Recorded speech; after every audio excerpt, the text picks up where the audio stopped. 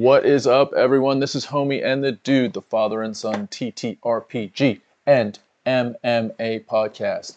And we are here today to reflect on our journey through 2022. What's up, dude? 22, dude. It's been a wild ride.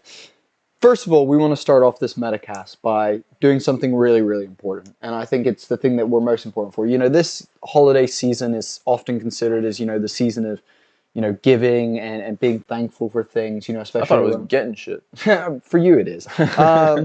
But, what we actually want to say to you guys is, every person that's taken the time to, listen to any part of our videos, click on any of our content, read any of our newsletter, those people who have joined our Discord server and who have, grown our community and continue to expand the familia, as we call it. We are so thankful to every single one of you. Like, we can't do this without you guys. And not only we can't do it without you guys, but we do this for you guys. We create all this content because we love doing it, but we're creating it to put it out there for you guys as well. So just a massive thank you to any person who has spent any time, with us in consuming our content, listening to us. We just really appreciate you guys. You're awesome, and it's why we do this. So thank you for just being part of La Familia, and we hope to see many of you for season 3 next year of Homie and the Dude, and get into that as well. So we're super, super excited about that as well. But today, after that thank you, we're going to spend a little bit of time, Tom and I, going through the ups and downs of our year, reflecting on our year, and talking about our best moments of the various different things that we do here at Homie and the Dude. Yep. Go for it. I was going to say, let's start. Should we start with our staff? Yeah. That'd be great. So we started taking on staff. It was actually in August of last year. So that was in 2021.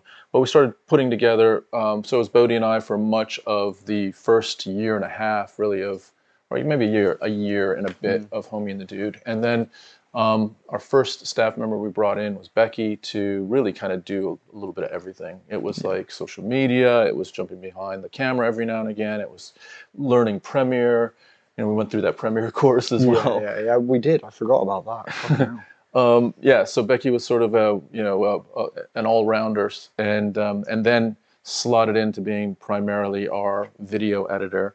Then we brought Ben in late last year, so almost about a year ago, just over a year ago last year, and his title primarily was social media manager, and he's also jack of trades. Becky is our hop in across many opportunities and do lots of different stuff, but primarily Becky is now our editor.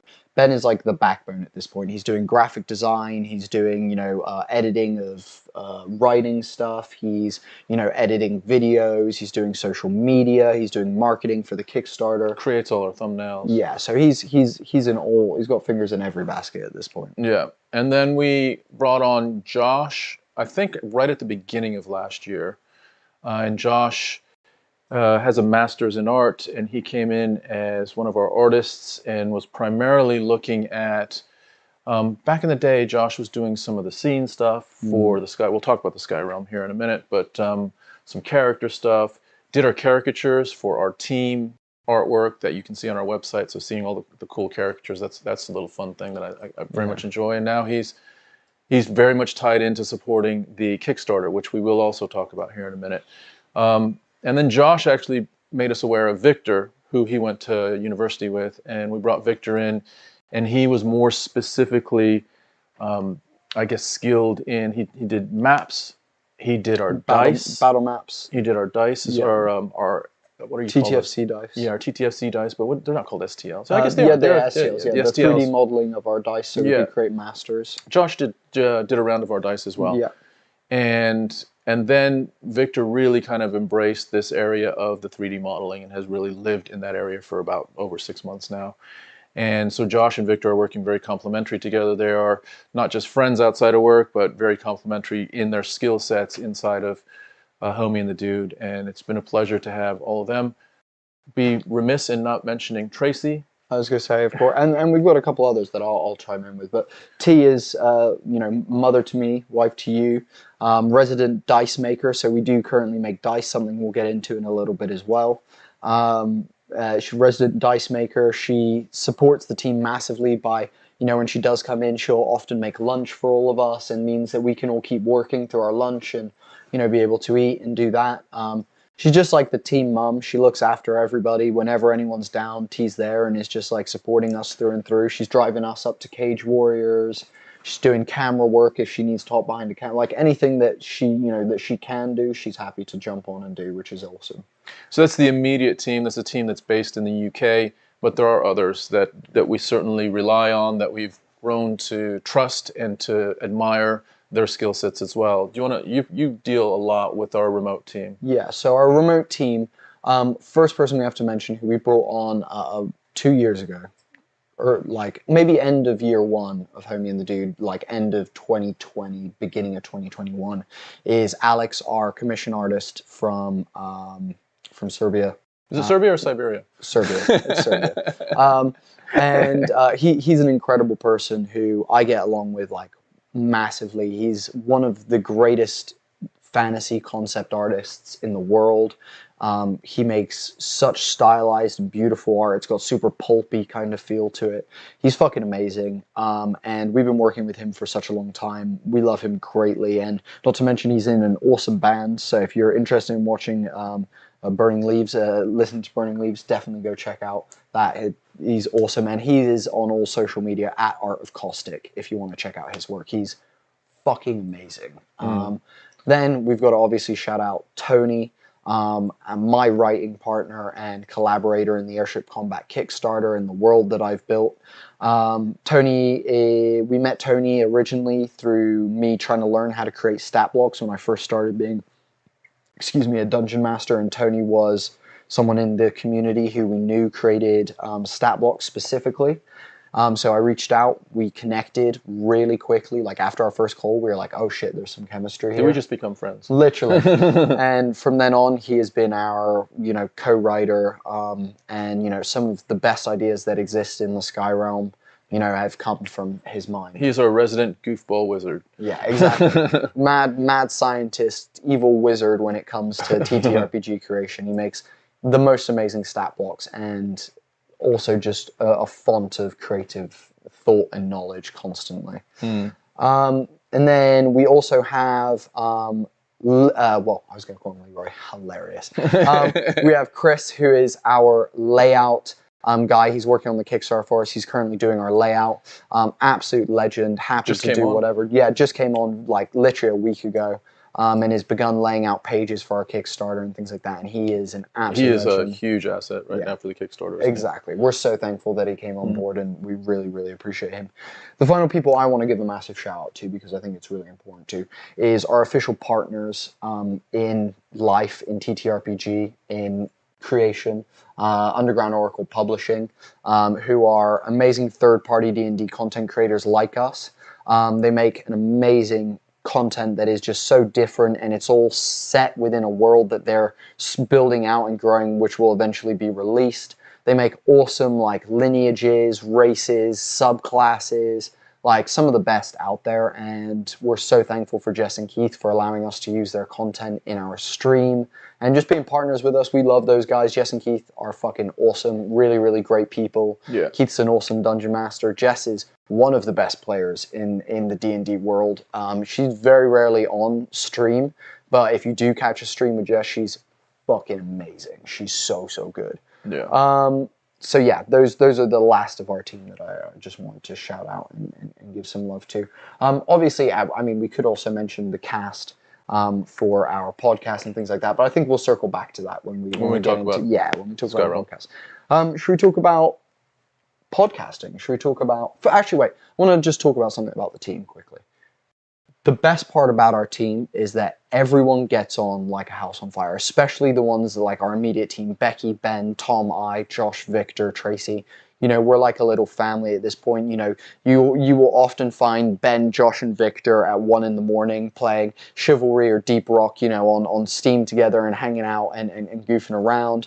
You'll definitely find me, Becky, and her older sister and a few other people at the pub drinking very often as well. So, our team is very glued together. We do team days. We try and do one every month to get everyone together, and it's just, we're trying to create this energy amongst the team that it's like a family and that we support each other in the work environment. And it seems to be translating well. Like everyone seems to be really happy, and any time that we're managing stuff and dealing with things, everyone works with us well, and is very accepting. You cannot our manic minds overestimate how nice it is to not have drama, to just have. There's just, everyone has their ups and downs, and everyone has, situations of needing support and this and that for personal things or even stuff going on at work. But it's never something that's dragging the energy down of the team. It's always something that, we can all support each other. And it's just a nice feeling. It's a great feeling. It's what you want in a team. And so we're really, really thankful that it's kind of just landed in this situation, because we certainly could have sifted through more than we did, and so we're pretty grateful with what we've got. 100% super appreciative of those guys. Love you guys. Cool. Let's dive into podcasting. So this year has been season 2 of Homie and the Dude. We've had a lot of amazing podcasts this year, and we've spoken to some absolutely cracking people. Do you want to talk about your highlights first? You go for yours, because you have a couple more than I do.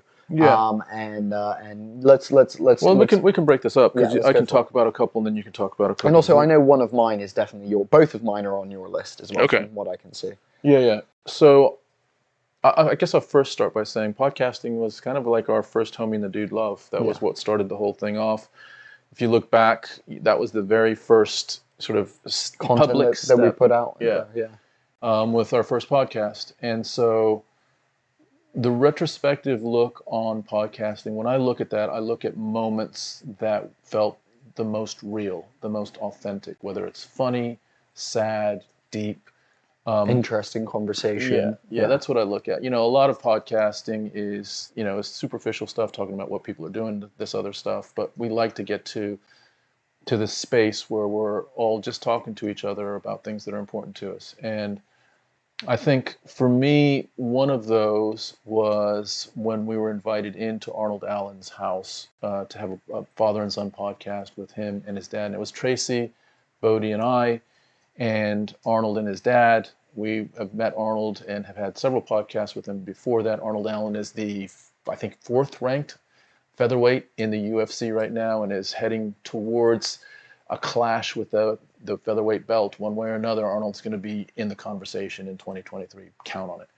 And so he's just an awesome guy. He has no appearances. He has no attitude. And him and his dad were great. Very, very welcoming, and we consider them friends. Yeah, which is when you can go from guest to friend, it's a whole different vibe. So shout out to Arnold and Pacer for creating an environment where they were probably we're in their front room. Yeah, we're in their house in their front room, and they're allowing us to set up equipment and talk to them. And it's on my list as well as my highlights. I think Arnold Allen is, as far as someone when I love martial arts, and when I look up to people who have worked hard their whole lives and achieved things, Arnold's on that list. And to get to we've met him a couple times now, but to get to spend a good proportion of time with him, a couple hours at his house, and really talk to him and spend time with him. He's so lovely and so driven and so passionate, and just the podcast was great as well, because Pacer is so animated and into it, and very he's larger than life, literally, exactly. And figuratively. A massive dude. And he just, and the combination of the two of them, they have a great bond, like Tom and I, and just tying into that was really, really nice, and kind of getting that, getting to see that was really, really cool, and getting to explore the father-son relationship that Tom and I have. Versus the one that they have. And that was really interesting, and just seeing the similarities and the differences of, how we do it and how we go about it. And I think, that's something that I really, really appreciate about that one as well. So big, big highlight, Arnold Allen and Pacer. Yep. Shout out to those guys. You go. What do you got? Cool. I got Roleplay Chat. Now, we've talked to a lot of people this year, and I have to say, we've talked to incredible creators, and I don't want any of them to not think that they're high up on my list. You know, people like Ali, Dungeon Glitch, Garkush, Amber, Sam, you know, Sly Flourish, Kyle, you know, all these people who have, you know, really created awesome stuff and come on our podcast and been amazing. But one that really stood out for me was Matt Roleplay Chat. He is such an awesome guy, and just was, when he came on the podcast, was so genuine, and we talked about stuff that we were all really interested in. We talked about some controversial D&D topics, which I feel like doesn't get done very often.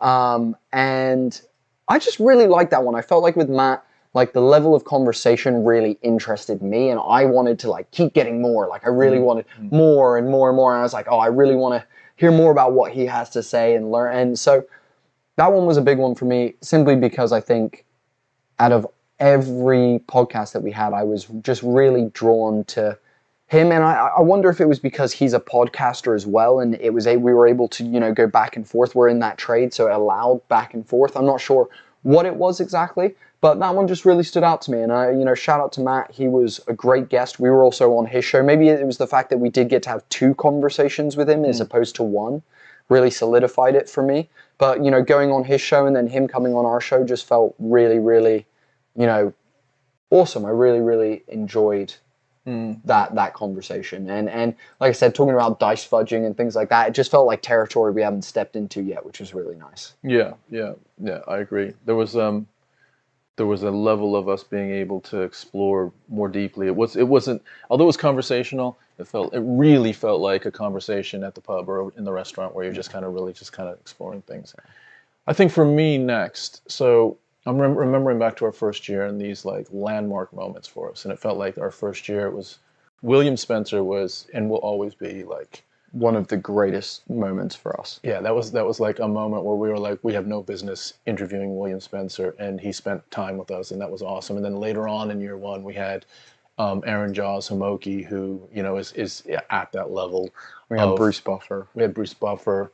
We had Arnold Allen the first time. Arnold the first year. So there's these elements of us feeling like, holy shit, like we're actually like in our own little way are making our little mark in the podcasting world. And I felt like we had a couple of those this year as well. I agree with that. So I would put Mike Shea, who is known as Sly Flourish in the TTRPG community. We had him on for the second time, and he doesn't, you know, kind of easily go on people's podcasts, and he really complimented us and said, you know, I point people to your first conversation with me as a real source of information, and that was really like a moment of like, wow, okay, that's awesome. We had a really, and then on top of that, he came on again, and we had another really good conversation with Mike. So that was one. And then the second one, you want to mention the second one? The second one is huge for us. We got to speak both, they came on our show and we also got to go on their show. And I think going on their show was maybe the bigger moment for us. But having the opportunity to talk to Greg and Shelley from Dragon Talk, the official Dungeons and Dragons podcast, was a big moment for us because, you know, we've been in this industry, we've been carving out this space, and to be on a show that, you know, we are now in amongst, you know, a list of people that have been on that show. People like Chris Perkins, Jeremy Crawford, Patrick Rothfuss, Joe Manganiello, Matt Mercer, Brennan Lee Mulligan, Abria Iyengar, you know, Brian Murphy, you know, all these incredible creators within our community that we all freaking love. Like, we all love them, have been on that show, and we can now say that we also have been guests on Dragon Talk. And we had an awesome conversation with Greg and Shelley on their show that was a little bit more about us and, you know, our relationship and what we're working on. But we also got a chance to speak to them about their book that they're releasing at the moment together, and just podcasting and D&D in general. And I think both conversations are ones that I would strongly recommend listening to. Like, our one with them very much talks about D&D as like the entity, as well as also podcasting. And then our one on their show is more talking about Homie and the Dude and how we do things and the process that we've been through on this journey and things like that, as well as also D&D. But it was fucking great. Like, they're great people. They're so lovely. Like, had such a great time talking to them. I think, you know, we very rarely talk about, you know, our behind the scenes stuff, and it takes a certain environment and they created that environment on their podcast where we felt safe enough and comfortable enough to open up about some stuff about just how, our journey. And our journey has been, maybe on the outside it looks like, in one way, but on the inside we can certainly vouch to tell you that it's been a roller coaster of ups and downs and highs and lows and, all kinds. So a lot of that came out during that podcast. So we're happy to I was going to say as well, and just as a little plug here, if you do want to see a little bit more about like our team and like us behind the camera and when we're not just our content, a great place to get that is our newsletter of Holding. We actually put a behind the scenes section in that pretty much every newsletter. So there's a link to that in the description. So if you're interested in that, you find out loads more behind the scenes stuff, as well as a bunch of other stuff, which we'll talk about later. But yeah, just wanted to drop that in there because I think, if you're interested in that, that's pretty much the one and only place we really release a lot of behind the scenes stuff outside of maybe our Discord server, where if you're in the Discord, we'll talk about what we're doing on a day-to-day basis pretty regularly. I think before we pivot away from podcasts, for me, it's like podcasting has been a journey in itself, irrespective of the guests. We're starting to figure out podcasting. There is a craft to podcasting. Hearing feedback of people saying that we're taking that craft well as well has been a big winner for me as well. Having a lot of people say, like Mike Shea saying that to us, Matt from Dungeon Glitch, a few people have said, that they're very comfortable and happy being on our show, and that means a lot. Yeah. To the process that we've gone through. So may podcasting continue. We are a little bit more selective with our time. It's not quite as regular as it has been in the past, but we will have some aspect of podcasting going forward for sure. Because it's in the deep DNA of Homie and the Dude, isn't it? We just can't get away from it. Every year we're like, we're going to kill podcasting this year. And then we're like, yo, did you see this person? We should maybe talk to them. That would be kind of interesting. And we do it every year. And I'm sure we'll continue doing it for years to come. Speaking about, nice transition. Speaking about stuff that we're like, should we be continuing to do that, or should we look at continuing to focus our attention? And our whole MMA space, again, was an early adopter within Homie and the Dude. We do love MMA. We loved it before Homie and the Dude. We will love it as long as we live. But it is currently part of Homie and the Dude. It is, one of our two, if we call us having a two-pronged attack, for better or for worse, one of them is MMA. And we had a good year, MMA-wise as well. Some wild shits happened. We started doing something that we never thought we'd do, which was doing post-fight interviews for Cage Warriors in the UK. And that's been a fucking wild ride. That one's been kind of crazy. But as well, one of the very first things that we ever did at Homie and the Dude alongside our podcast was our UFC live streams, where we do a watch-along party for UFC pay-per-view events. And so many of you amazing people that, just keep coming back to those, the regulars, I won't go through all the names because there is a bunch of you amazing people now, but I could rattle a few off the top of my head, but I don't want to miss people and people feel left out. But there's so many of you that keep coming back for those and we have literally said so many times, should we stop doing it's so late, why are we doing this? It's crazy.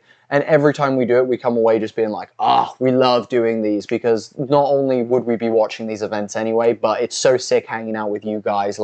We love just talking the shit with you guys, and it's almost elevated the UFC experience. I think if we went back to just watching the events, just you and me, there'd be a little aspect missing from that. So too. And I notice now, if I watch fight nights, which aren't pay-per-views, which we don't live stream, and Nikki's there sat next to me, I'll find myself commentating. I'll find myself I do the same thing. Do you know what I mean? You're like, shit, that's a left. Oh, I turn the volume down a lot. Yeah. And I do, just almost like by habit, I commentate as well. It comes out, you're just like, that low leg kick. Oh, that was fucking savage. Oh, yeah. And it just happens. And so, yeah, continues to be part of our DNA and something that we really, really, really appreciate going on. Let's talk about highlights. Let's do highlights for Cage Warriors first, and then let's talk about the UFC. Let's do Cage Warriors first. What are your highlights for us doing these interviews and over the process? Now we've done 6 events. What are your highlights of those? We've interviewed over 200 fighters at this point. Yeah. You know what? My initial highlight was, do you remember, I'm trying to remember where we were, but it was either at Colchester or it was here. but we were just like, what the, like, how did this happen? Like, what? What? Just how did we end up? Like, how did we end up? Like, we're interviewing fighters at the end, like, we're doing post-fight interviews. So I think that initial just like, how did we get here moment was a really fun moment. Yeah. I agree with that. I think, like, I could certainly pick out some fights, but what I would say is that as a general feeling, the feeling of gratefulness that we get from the fighters is something that makes us also, it's hard for us to kick post-fight interviews on Cage Warriors just because we know how the fighters look forward to it, how we are now starting to look forward to seeing fighters over and over again and supporting their careers in the way that we do, sort of on that social media side of things where they can get practice interviewing as well. Yeah, those, broadly, those are the things that I think about when I think about Cage Warriors. It's been a, on the other side of the coin, the trips up there have been brutal. We have a 3-hour trip up, 3 to 3.5 hour trip up. We do the Cage Warriors event for about 7 hours, and then oftentimes we're driving 3.5 hours back, and that's all in a day. And that has been just a brutal grind. But we have said many times, are we going to kick this? Are we done with this? And each time we come back and we're like, no. We're still going. We're still going. What about you? I think. Thank you, Connor Hayes, for giving us some stars. Shout out to you, Connor Hayes. I love you, dude. Thank you for doing that on the stream. You absolute legend. What I would say about Cage Warriors is I'll definitely speaking of Connor Hayes. Yeah, speaking of Connor Hayes, fucking badass. We're looking at you, dude. Like, when we have our short list, and you're on that short list of when we say who's going to be in the UFC, who's going to do it, who's going to keep going, and you were on that list, bro. So keep grinding. We'll see you at the next one for sure. 100%. So for me, I want to also mention what you said, which is, at this point we do this for the fighters. Like, don't get me wrong, it's nice, getting a bit of money for it and things like that. But I have to admit, like, we do this because we love the fighters at these events. Like, we have fallen in love with the people that we interview. And we've had many fighters thank us for doing it. These are not UFC fighters. These are, amateur fighters, up-and-coming fighters who are, needing some publicity, needing some eyes on them. And we're giving them a platform to do that. And so many of them are so appreciative. And that means, like, the freaking world to us. We can't thank people enough for what you give to us by just coming to those interviews and being so appreciative. Like, it means a fucking lot. And so, actually, a couple things that I want to shout out. Some moments that are, like, standout moments for me that are crazy. So, moment number one is Tom and I arguing with one of the medical staff at the very first event we did because we accidentally took a fighter into an interview before they went into medical, and not knowing that situation and getting that sorted, so we completely fucked that. And then flip side, that guy is now one of our favorite people to see at these events. I'm always talking to him about, D&D stuff and also like MMA. So shout out to him, absolute legend. And let me think, some other ones that really have stood out to me. Getting to know Arnold Allen's mom has been great. She's been great. I was just thinking of that as well. Arnold Allen's mom and family work at these events, so we've got to know Pacer, his dad, and his mom really well. Jasmine is bringing in water and pizza to us. And yeah, just looking after us. Yeah. She's just great. She's an amazing person as well. Okay, so now some fight moments and some interview moments that really stand out to me.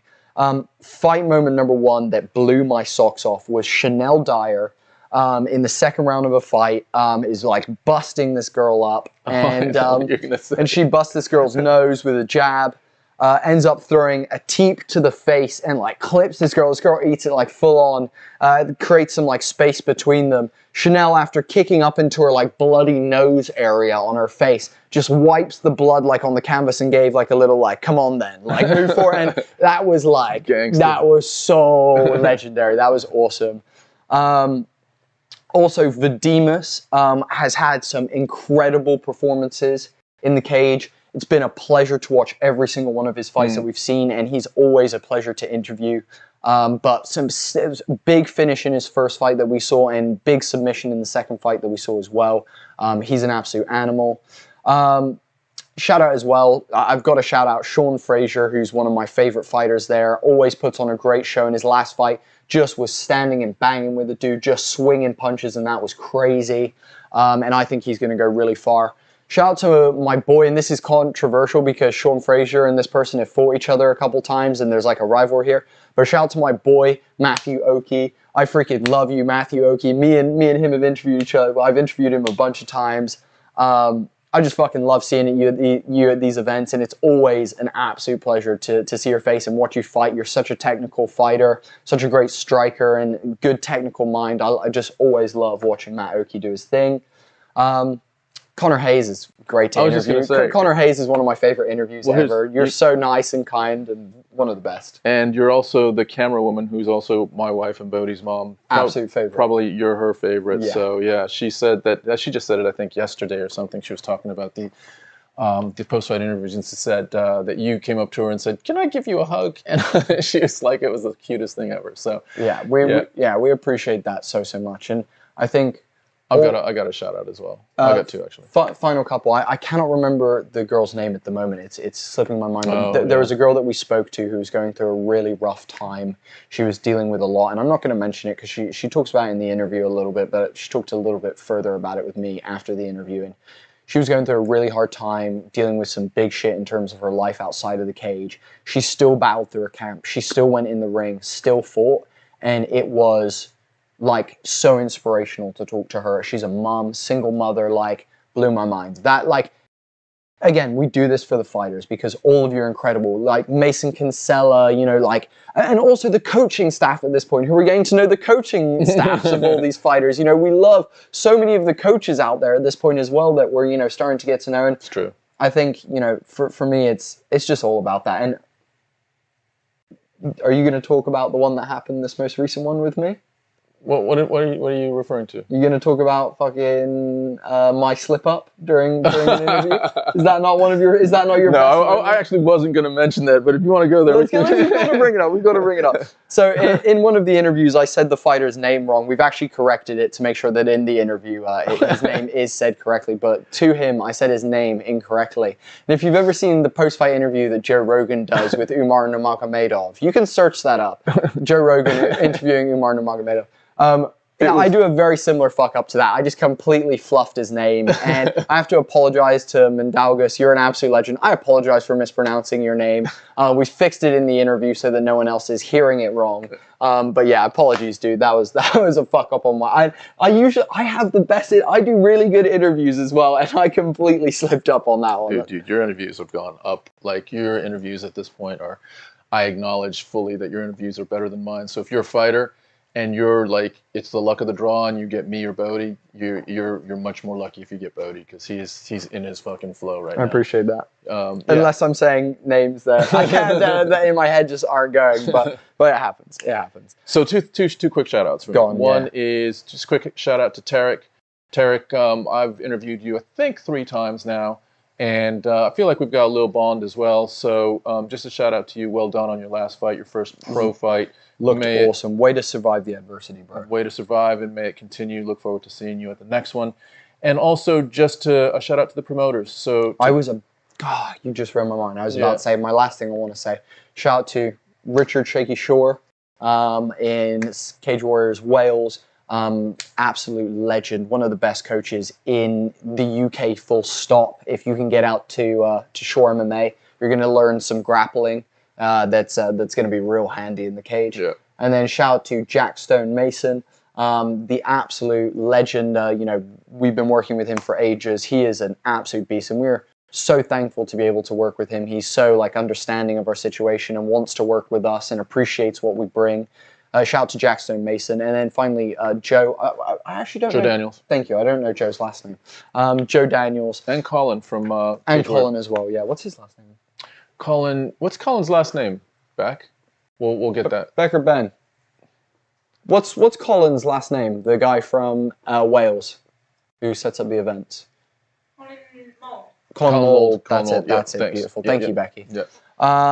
Yeah. So those guys, you know, without you guys, we wouldn't be doing these interviews. So thank you for allowing us to, you know, elevate your promotion a little bit and, you know, bring a new aspect of, you know, what these fighters will experience when they do get into the higher ranks and preparing them for, you know, that media, you know, stuff that they have to do in higher promotions and things like that as well. So thank you guys for just allowing us to be part of it. We appreciate it. Very quick, we didn't talk much about Wales fighters, but Levi Batchelor. Levi Batchelor, you've come on our live streams as well. Life. Yeah. Team Batch for life, dude. I feel like we know you as in our post-fight interviews, but you've also transgressed into our Discord.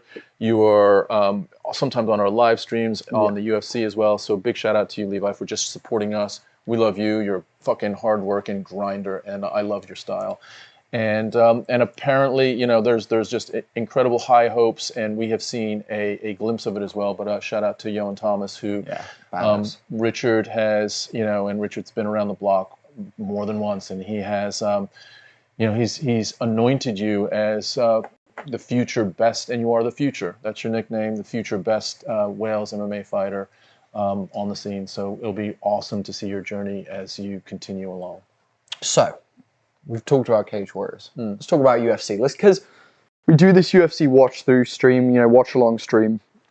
And for us, we are huge fans of the sport. Whether we were doing that stream or not, we'd be watching these events together as well, 90% of the time. So it made sense for us to do the live stream. Let's talk about highs and lows. Let's talk about moments that have shaken our cages and moments that have blown us away this year. I want to start off by saying Michael Chandler, in my opinion, gets Fighter of the Year for me.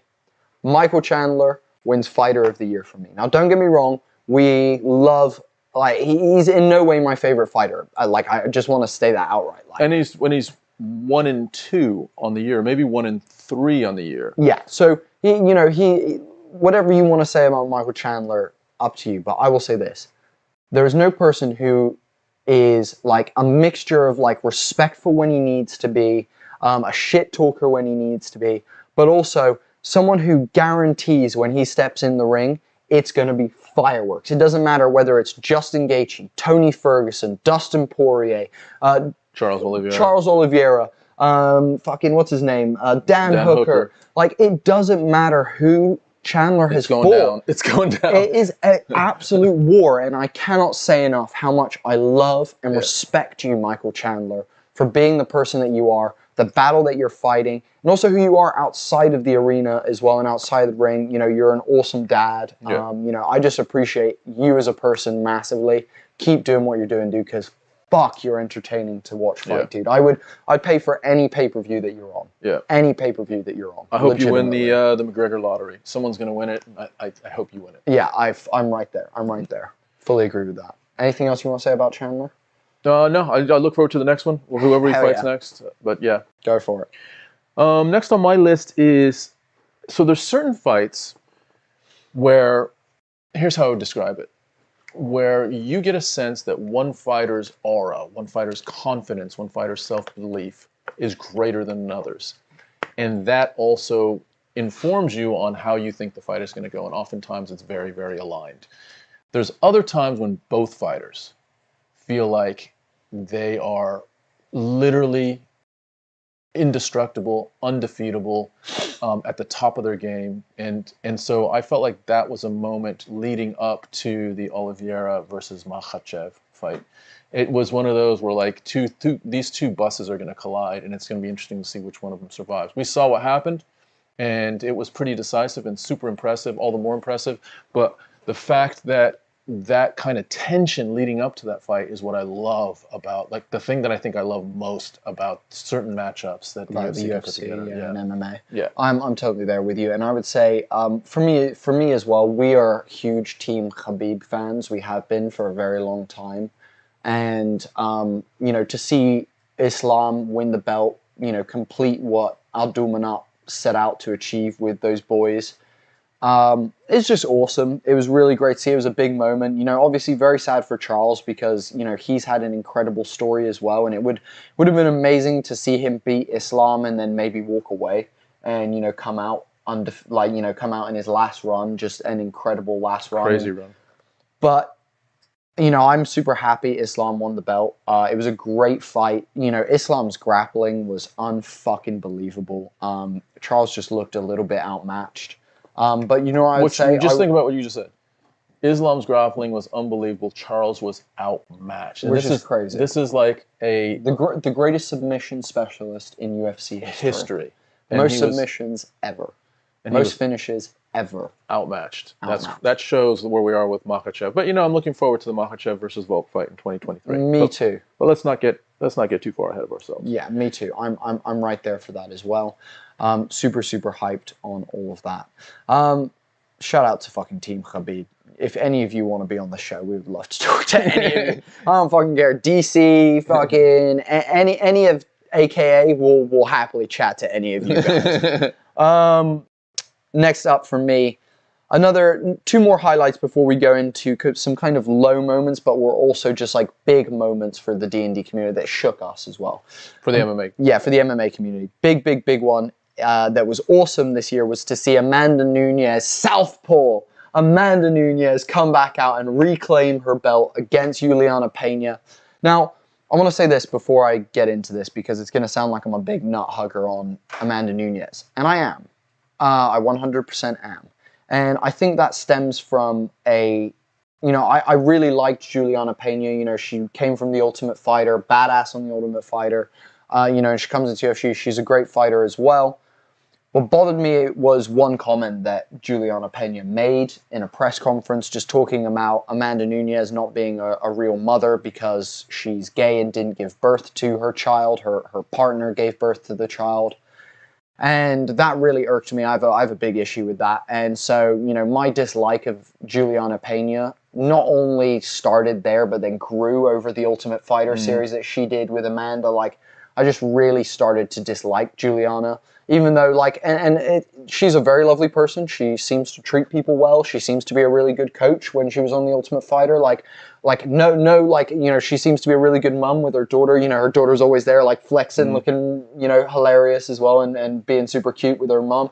So no disrespect to Juliana, but to see Nunes do what she did was fucking spectacular. She came out Southpaw, and she dropped Juliana maybe, somewhere between 3 and 5 times in that fight. And just the change that she made was so fucking drastic and so amazing that Juliana just had nothing to give her. The only time she had something to give her was the moment Amanda switched back to Orthodox. And she switched back to Orthodox, I believe, once or twice in the fight. And got clipped instantly and was back to Southpaw because she could feel that straight away. So, you know what the equivalent of that is? It was is? amazing. So, when you look at Amanda Nunes before that fight, you do not think switch stance fighter is not something that comes to mind with Amanda Nunes. No. What you think is bazooka right hand, be careful, right? Yeah.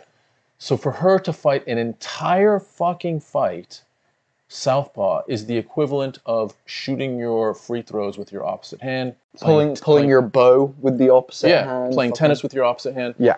It is that drastic of a change in your technique that you've been doing for 20 years one way and for a fight camp the other way. And the way she executed that was super impressive. So yeah, hats off to Amanda, the Leoness. Yeah. And still to stay, in my opinion, the greatest female sports athlete on this planet. She has achieved more in UFC. And the fact that she is, she's a person of color, she's POC, she is LGBTQ+, she is a woman, all these things, she has done so much for young women. If there is ever someone to look up to for young women, it's Amanda Nunes. She is a spectacular human being. Yeah. Blows my mind. Love her to pieces. Shout out Amanda Nunes. If you ever want to talk to us, I would cry. I think another one, I'm not sure if you have this on your list, is Volk just asserting himself as a different breed this year. Over Holloway and Holloway 3? Holloway 3, it was the Korean Zombie fight, Holloway 3, and the Ortega fight from last year. I think really for me just locked Volk in as the most dominant featherweight that I think we will see. Obviously, we've still got Aldo's record and everything like that still stands. But Volk at the moment, what he did to Max Holloway was different. It was different. He was on a level that no one else has been able to do to Max Holloway. Not even Yair. Not all these people have not been able to do to Max. And Volk walked through him in the third fight. Super, super impressive. Yeah, I am intrigued by Volk versus Makhachev. I think, you know, my head says Makhachev. You know, when I think about Volk and how he was, not just how he escaped those positions against Ortega, but more concerning is how he was put into those positions. You know, top-mounted guillotine, at least a couple triangles. You know, there was multiple times where Volk looked like in any other situation against Ortega, he was going to sleep, and he withstood those. And I just can't imagine that if Makhachev imposes that kind of superiority on the ground, that Volk's going to get out of that. I just don't think he will. Yeah, I on the counter to that, Volk's takedown defense and his striking feints are so hard to read and so hard to deal with that closing distance is going to be a problem for Makhachev. You know, his ability to defend takedowns, he's also shorter than Makhachev as well, which means, and he also has like weight and strength power. You saw that rugby player power from him. Who knows? It's one of the most exciting fights of next year for me. If that fight doesn't get made, no, it's done. It's booked. Oh, is it? It's in Australia, in Perth. Beautiful. Beautiful. Yeah. Cool. Let's talk about two moments that shook our fucking souls this year. You go for it. I know what you're gonna say. Go on. I mean, both of them are amazing moments, like amazing moments for the sport, like spectacular to see, but depressing for us because we love these fighters. Yeah. I'll take Izzy because I'll give you the one that was most hurtful to you. Yeah, go on. I just felt like that Izzy last couple rounds, it was like the inevitable. It was like he was getting walked down by a bigger, like, not just bigger physically, which, you know, Pereira was bigger in the cage, but bigger, like, energy and power-wise. And it was tough to see because Izzy is basically, you know, matadoring, dodging fucking bullets and trying to withstand what looked like, it's like, you know, a tidal wave that's coming. And you're especially just like, in that last round. Yeah, in that last round. And it was just like, you really felt it. You're like, fuck. Like, if he doesn't just get on his bike and run, he's gonna get. He's either got to grapple or he's got to run, and that's what happened. He didn't run or grapple. Yeah. He stayed up against the cage, and Pereira found his entrance and clipped him. And you know, Izzy doesn't like the stoppage, but like his coaches and his manager, I think that was a good stoppage. I think Izzy was about to be Kamaru Usman asleep, and that's a good segue. Before you go there, I just want to shout out Izzy's. I don't know if it's. I think it's good the way Izzy accepted that loss. I really think it's good. I agree with that. He was very out in the public. I think so. First off, that to me is good. You're not hiding away. You're not, you know, letting. Of course, you're going to be embarrassed and you're going to have those feelings of failure and all that stuff. But to be out in the public, I think is healthy. The qualifier is to just make sure that you embrace exactly what happened fully. Because if you don't embrace it on some level and you deny it, then you're susceptible to not finding ways to prevent it from happening again. Yeah. So, last bit of UFC talk. Kamaru Usman losing to Leon Edwards. I mean, Cinderella story for Leon Edwards. What a fucking amazing come to glory for him. You know, his path has been difficult. You know, the UFC have done everything they can to make sure he doesn't get that belt. And here we are with him with the belt. And I have to take my hat off to him. He weathered a storm. He was getting his ass whooped throughout that fight. Usman was fucking dominating the absolute shit out of him. And to pull that kick out of nowhere was amazing. I think the only people that predicted that were Stephen Wonderboy Thompson and us. I believe we're the only two. In that last round. And we predicted it in the last round. Wonderboy Thompson called it a day before, so I'll give him the victory on that. But it's one of those things where, you know, you could see Usman dipping, you could see, and it was perfectly done. And what's interesting is if you watch Usman's other fights, you see him do that same thing against Colby Covington, and Colby lands, but Usman happens to have his hand up for that one. This just so happened that Usman's hand was down. He was parrying the jab, and his hand was down. It was a hard moment for me because I'm a big Kamaru Usman fan. He was about to be the greatest ever. Like, that win would have solidified, you know, he gets that. He equals Anderson Silva, most consecutive wins. Like, he now has to start from scratch to, you know, get anywhere near that kind of level of, you know, glory. But here's what I would say. I still think he is still a problem. I still think, you know, if him and Leon Edwards fight again, Leon has only got, his only thing is knocking Usman out. He's not going to out-grapple him, and he is not going to out-strike him, you know, if they're just, you know, throwing standard, you know, hands. But if it gets to a point, you know, his only chance is clipping him with something and putting him down. Otherwise, Usman's going to be there till the end. So I think for me, yeah, that was a big one for me. I really struggled with Usman losing that. I was bummed, but man, it was picture perfect. As far as a feint with a head kick thrown, there's nothing more beautiful than that. It was the perfect combination. It was thrown immaculately. It landed immaculately, and shook the world. Changed everything. Changed everything.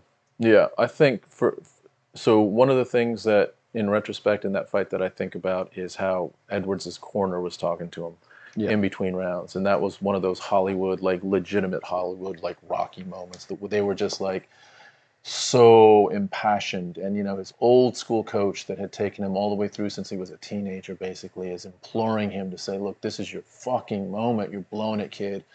Like, you've got this. Pull, you know, step into the fire and take what's yours. That was so inspirational to watch. So that was really cool. With Usman, I am concerned. I'm concerned about Usman, that you don't come back easily from that kind of knockout. So if you think about the greats. Think about Izzy's knockout versus that one. Izzy's is a little bit, you know, when you're not starched on the canvas, it's a little bit easier mentally to recover from that moment. Yeah, and you know, you think about some of the greats, Anderson Silva, Daniel Cormier. I mean, Daniel has taken his losses. Silva's taken his losses. Others that you can slot in there have taken their losses. But when you get flatlined, it is a whole different situation to come back from. So it'll be really interesting to see what happens to Kamaru Usman coming back in 2023. We will be watching. Yeah, but guaranteed you, because I remember that moment. I remember how broken your heart was at that moment. If anyone wants to go back and just have a look at the end of whatever that is, UFC, I think 278 or something like that, and see Bodie had temporarily given up on the UFC. I literally taking my mic off and I'm like, I'm done. I'm out. I'm like, I'm done. I'm done with UFC. I don't need to watch this anymore.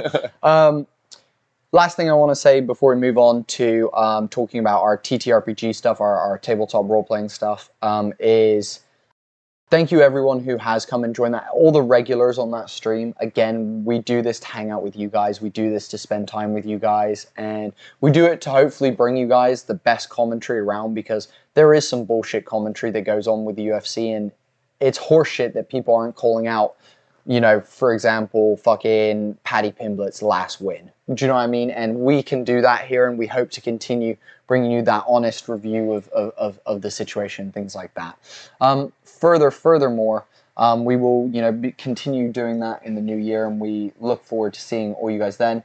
My last highlight that I have of that is just shout out to our chat for this moment. All of us just roasting Tony Ferguson in the chat, that one UFC stream, being like, Tony Ferguson's the type of guy to try and switch off a light and jump into bed before it turns off.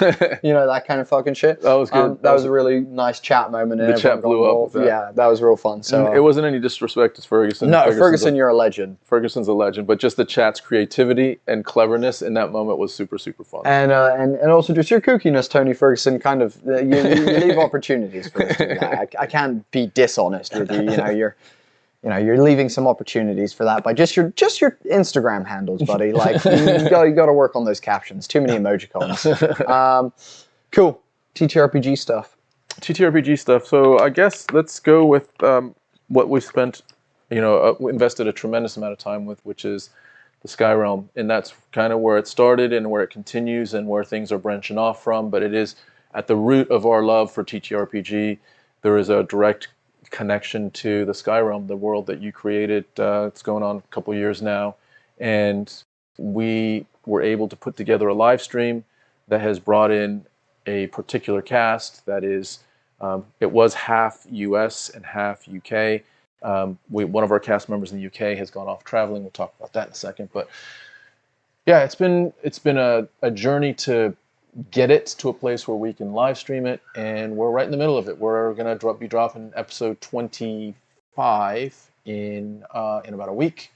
And the journey continues, and it's an incredible story. I'm super proud of it. I'm super proud of it as a whole piece of art, but I'm also super proud of the different moments that that you think about over the days and weeks and months and even years as you look back on it. So it's been super cool. So what Tom's talking about is the actual play stream that we do. If you haven't checked that out, check out the Sky Realm. It's on our YouTube. You can see all 24 episodes that are currently up.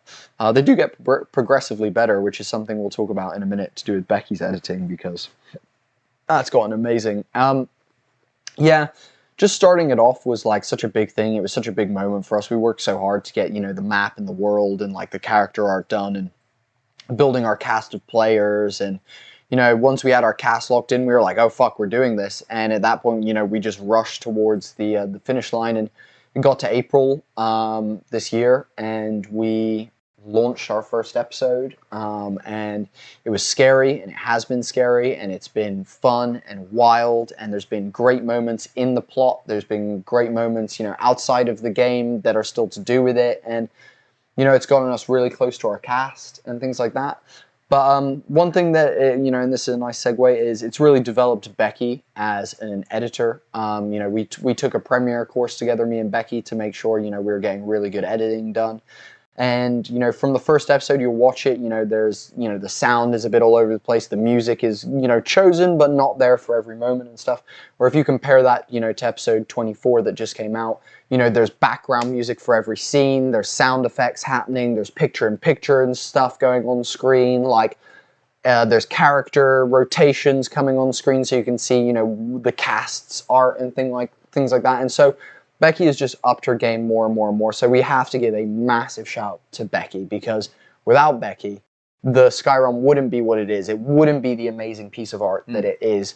The plot is awesome, the cast are amazing, and what we do D&D-wise is sick, but Becky turns that into something that is digestible, watchable, consumable, and fucking interesting for people. And so, without Becky doing what she does, especially with the soundtracking, like her soundtracking is on a level that is amazing. Her sound effects are incredible. So I would say, guys, if you're listening to it, listen for that stuff, listen for moments, and you'll find music in the background that surprises you, music that makes scenes feel incredible and things like that. And we just hope to continue building on that and refining that process as we go into 2023 by altering it ever so slightly. But yeah, that's a really, really big one that I wanted to bring up, because I think it's super important. Should we just run through the cast and give some individual thoughts on? Yeah, let's do that. Go for it. So when we think about the cast, I'll start with the UK cast. So UK cast is myself, my wife Tracy, who plays Blanco Montagna. You play Gio. I play Sergio Shelby, and we had Ryan, who played Romulus. And Ryan was with us for about 15 or so episodes, and then had an opportunity to go traveling and seized on that opportunity, and is currently traveling through the continent of Africa right now. Yeah, so Ryan was there for the beginning part. His character was, a big part of the plot originally and things like that. And we had to write him out because he was going to Africa. The cast were pretty bummed. Everyone was getting along with Ryan, and his character was adding an interesting dynamic to the team. But he brought a lot, and his character still exists in the world. He's actually, as far as you guys know at this point in the plot, has moved away from being part of our team of allies and is possibly on the enemy's side. He's possibly on the enemy's side, which is kind of crazy.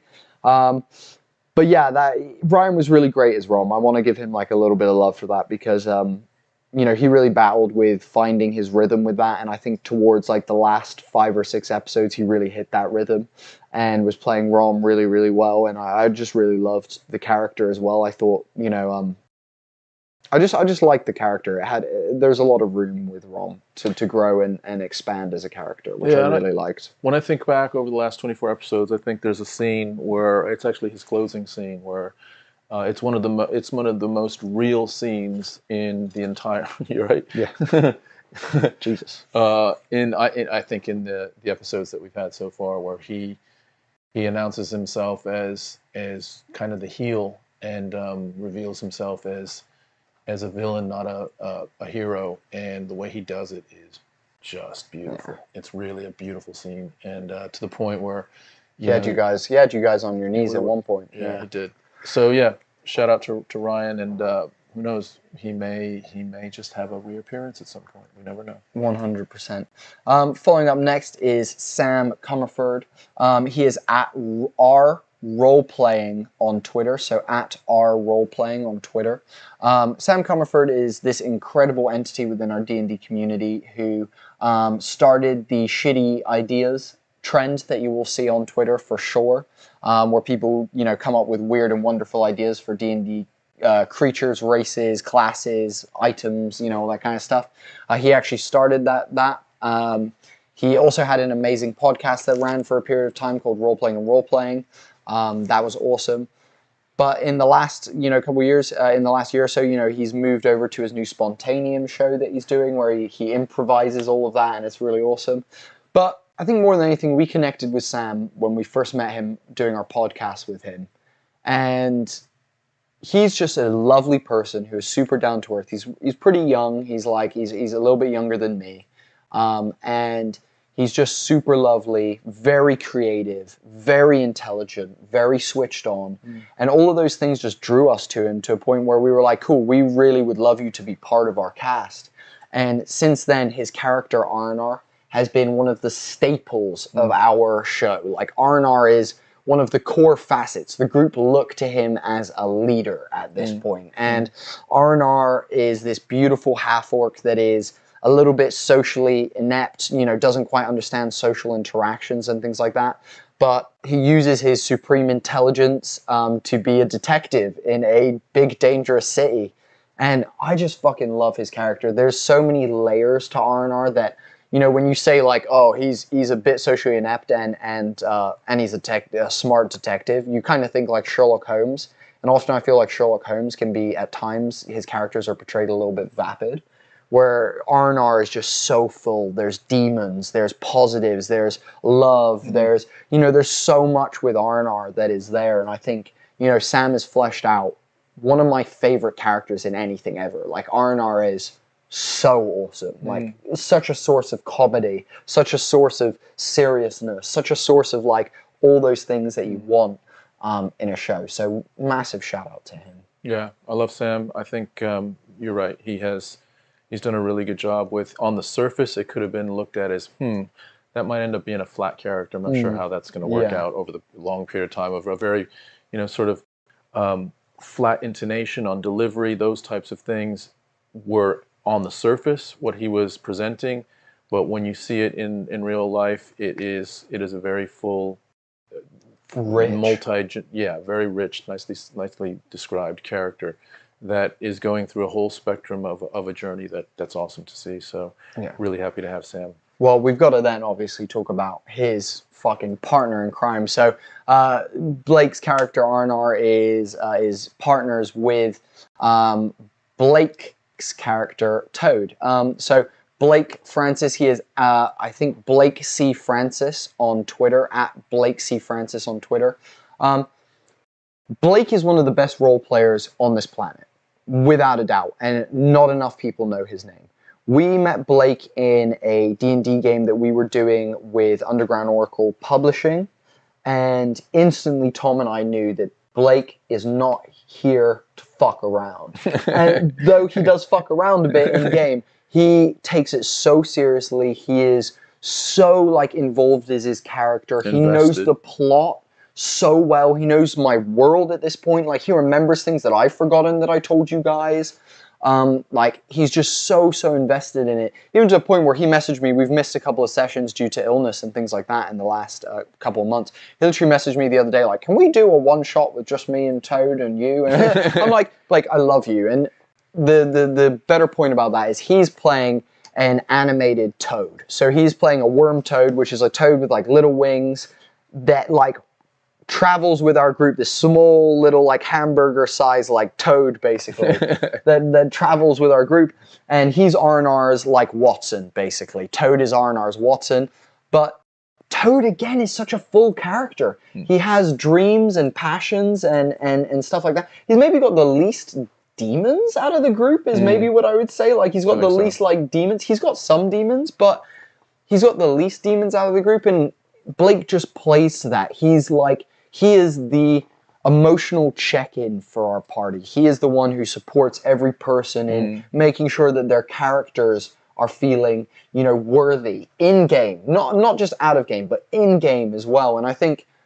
Blake is the master of the assist, like the master of the assist. Yeah. He sets other people up to have hero moments left, right, and center. So, and Toad's awesome. Toad is, you know, this worm toad that wants to be a jazz singer one day and is like all about being smooth, but, you know, he is very independent, doesn't want, like, help from nobody, like, he's very wary of his surroundings and stuff.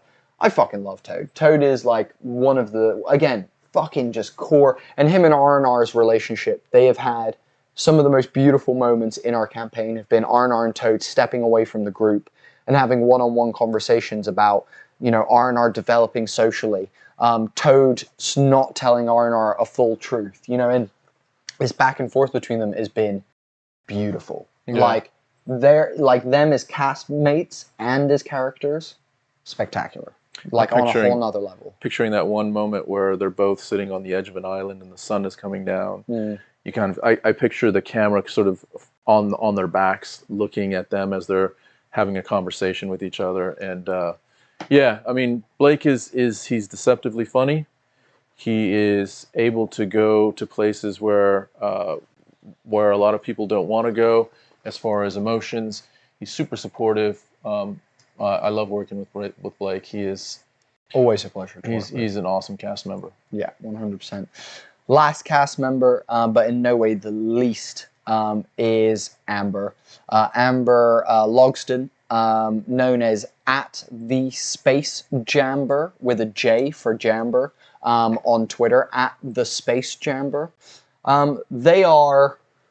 So we connected with Amber through a podcast again. We did a podcast with them, and we really got along with them. We ended up crying at the end of the podcast, all of us, and that was just beautiful. And we just knew that we were connected with them, like, straight away. They were the first person we actually, outside of Sam, I think. No, I think Blake was the first. Oh, was I think Sam was the first that we like pitched the idea to, but then Blake was the first one that I officially asked, and then it was Amber. Amber, okay. And Amber plays Evis Orgenazi, who is a air genasi, coming from like this kind of sheltered background, that living in like a monastery, where they're kind of just living this very secular life to do with their own religion and things like that, and it's very, you know, locked into their own little bubble kind of thing. And they're out in the world at the moment. They've left this place chasing their poly partners, I guess is the best way to put it. They're polyamorous partners, and are out searching for them at the moment because they've gone missing, and they've joined the group because of this. And Amber's portrayal of Evis is very, very interesting. They're struggling at the moment with grappling with religion and their belief in a goddess that has abandoned her post as, you know, the goddess of life, and more changed to the goddess of darkness. And so just Evis grappling with that, grappling with their own issues of losing their partners and things like that. And Evis feels very damaged and hurt at this point, though they've had a very, you know, clean upbringing kind of situation. But Evis is kind of like the glue, I would say. Like Evis, though, like Toad is there supporting everyone, and R&R is, you know, being, you know, the leader, and, you know, Blanco is being kind of like the emotional anchor of the group. Gio's being like the, in some ways, the comic relief, but also I would say like the lighthearted part of the group in a lot of ways. Evis just is the glue. Like Evis is the glue. Amber plays it so well, and just, you know, gelling with every person, making sure that, you know, they're available to everyone, both as a character and as a person. And I know that Amber has gone through a really hard year this year. They've struggled with a few things outside of our campaign, And the fact that they show up, and even when they're like sick and they're struggling with, physical ailments that they have, they still show up and try to record with us and be part of that. And I appreciate that so much. And by the way, Amber is also amazing. I've bigged everyone else up. Amber is insane as Evis. Their combat is awesome. Watching Amber do combat as Evis is one of my absolute favorite things. But yeah, it's they're badass, and I'm super thankful that Amber is the glue to our group, because it feels like at times they're holding the party together in moments, and keeping and making sure everyone's comfortable, safe, feeling that kind of thing within the group, which is awesome. Go for it.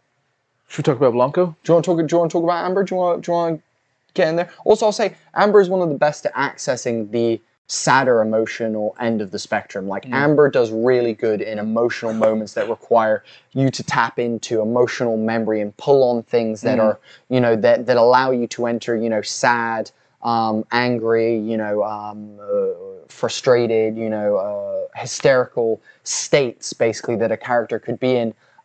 Amber's really open to that, like really open to diving into that part of the spectrum, and it's amazing to see. Like Amber's moments of that are really, really good. Really, really, really good. Yeah, I mean, my character and Amber are going on a friendship journey together that's been really cool, really fun. It started early on and it continues on, so I really, really have enjoyed just spending that time with Amber in character, and getting to know her outside of character has been really cool. Yeah.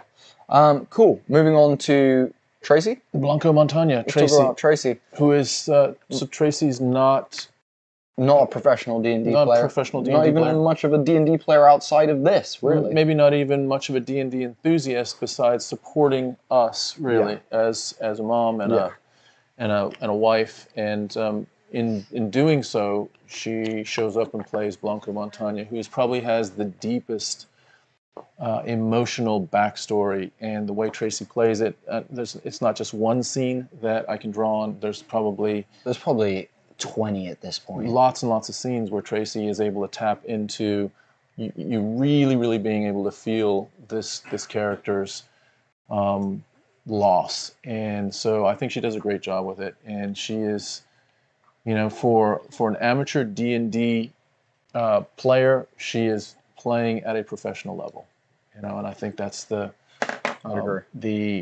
compliment I could give her. I'm super proud of her. I'm proud of her as a player, but also as my wife and as your mom. She's, she brings it. And she brings it super hard. And though she, struggles with all like the mechanics of D&D and like her player's abilities and stuff,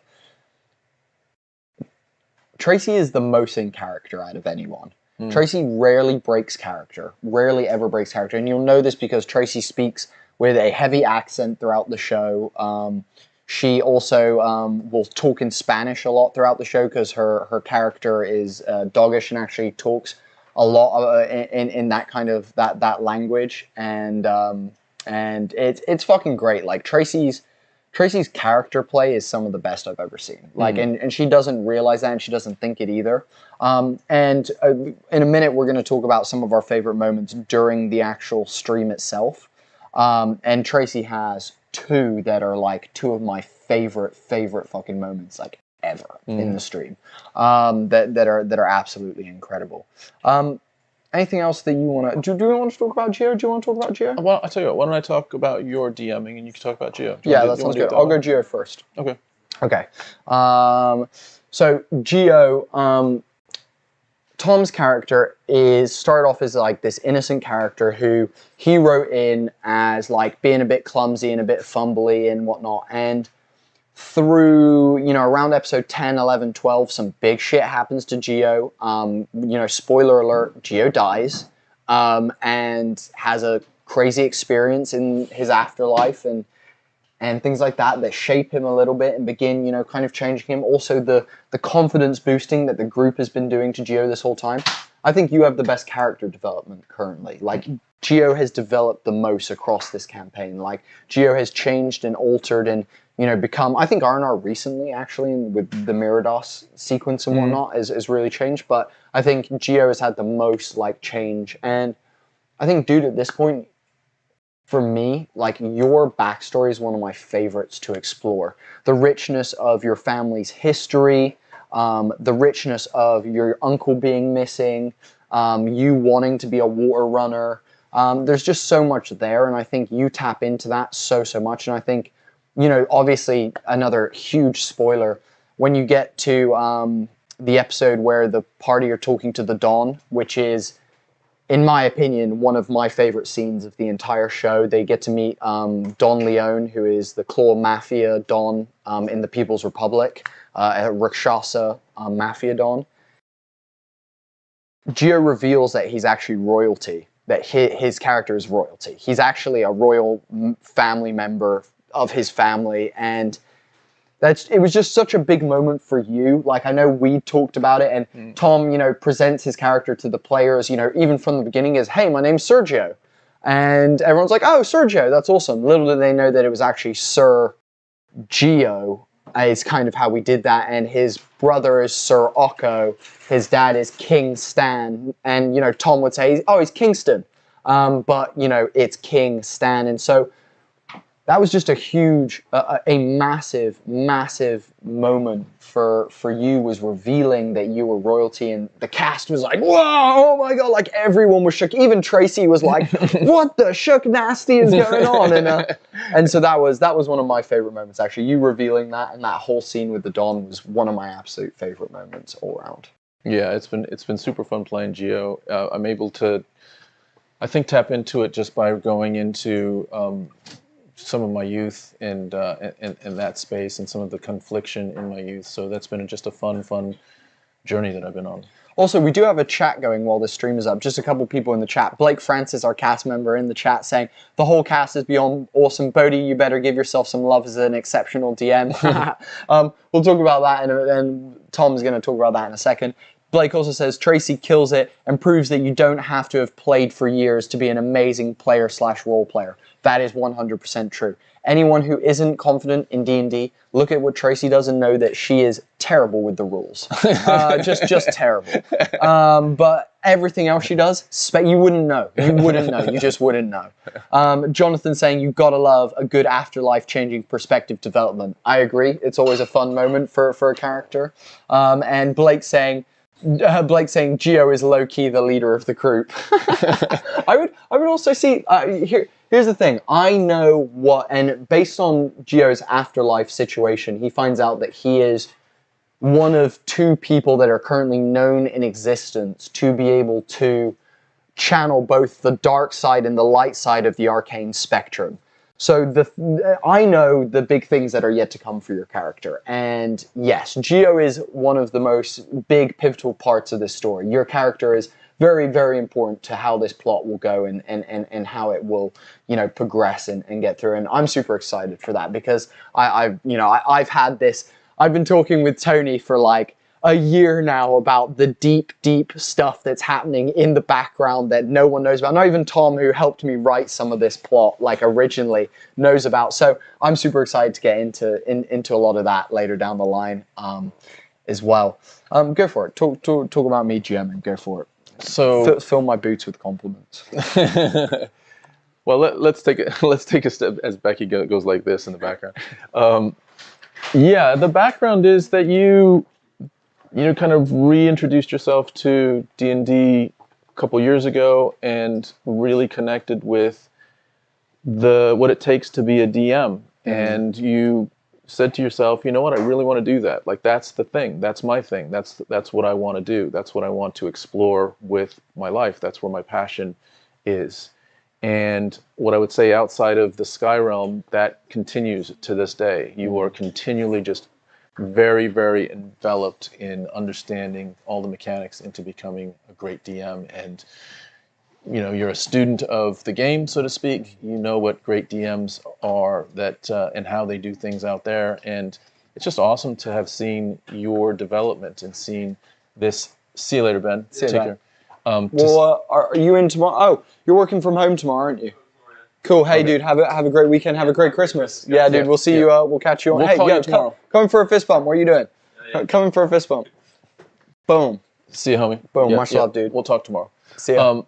So yeah, the further thing that I'm really just impressed by is, I think it's part of my, hey Beck. We'll see you on Saturday. Yeah. Oh yeah, we'll see you on Saturday. Is there's a journey to becoming excellent at something, and then eventually becoming exceptional at it, and then becoming a master at it. And you are on that path. I can see you can say that I want to be on that path, but behaviorally you can do things that indicate that you are on the path. And I see that you're on that path. You are committed to the investment of time, the investment of finding ways to develop yourself, not just in aspects of organizing the whole fucking thing, writing the whole fucking thing, but then performing it live in front of everyone and being able to draw on all of that shit in real time, add flavor, add comedy, add really, really interesting, deep moments. Like, it's all in there. And I'm just super, super, super proud of you to have seen you embrace something that you're passionate about and see you progress forward into becoming what you want to be, which is an exceptional DM. At the moment, I'm unexceptional, but I'm getting there. I'm getting to the exceptional part. I'm getting there. As you guys know, my tagline, I always say that I'm the unexceptional DM. It's actually a reference for anyone who doesn't know. When I say I'm the unexceptional dungeon master, that's a reference to an old YouTuber that I used to watch, who was one of my favorites growing up, and he used to call himself the unexceptional gamer, and I really, really like that, and so it's something true with me, and I'm using it now. I've stolen it. Fuck you, Woody. But Jonathan's saying, what edition did you start if you reintroduced it again? I started on 5th edition. I first played 3.5, and then I have since played 5th edition. That's where I'm at the moment.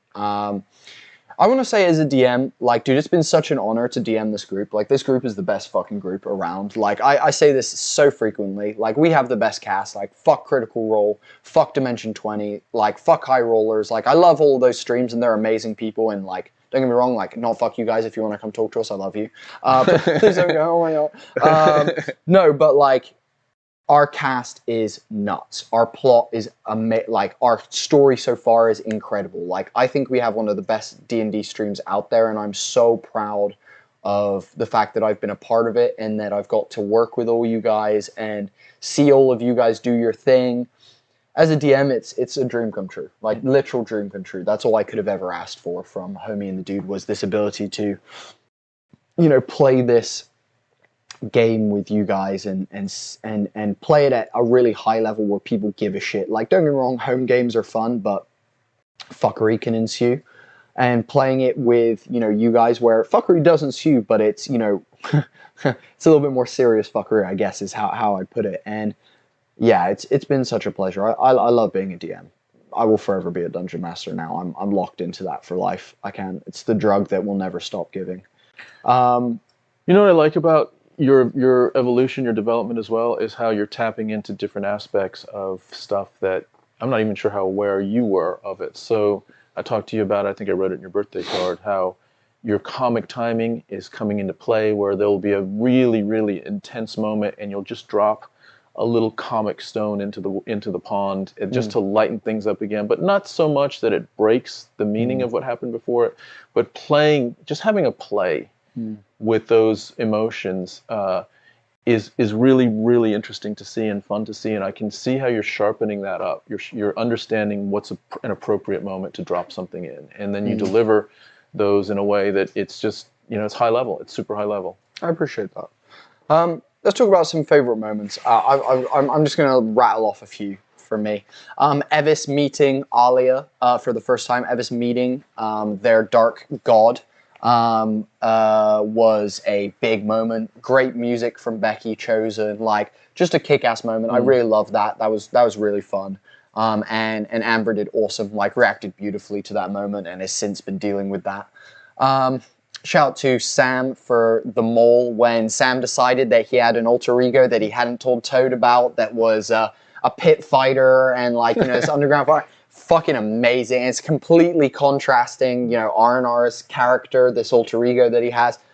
One of my favorite character moments ever. Full stop, ever. Yeah. I think your moment when you died with Zach Gladius was just like ethereal. Becky's music choices were perfect. It was just a big, like it landed. Like that moment landed. Like it had weight to it, and I fucking love that one. Ryan's moment when he revealed that he was actually a traitor.